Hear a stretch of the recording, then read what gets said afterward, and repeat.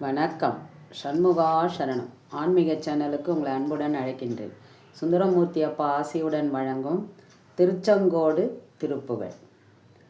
காலனிட தனுகாதே காசியினில் பிறவாதே, காலனிட தனுகாதே காசியினில் பிறவாதே, சீல அகத்திய ஞான தேனமுதை தருவாயே, சீல அகத்திய ஞான தேனமுதை தருவாயே, மாலையனே கரியானே மாதவரை பிரியானே, மாலையனே கரியானே மாதவரை பிரியானே, நாலுமறை பொருளானே நாககிரி பெருமாளே, நாலுமறை பொருளானே நாககிரி பெருமாளே.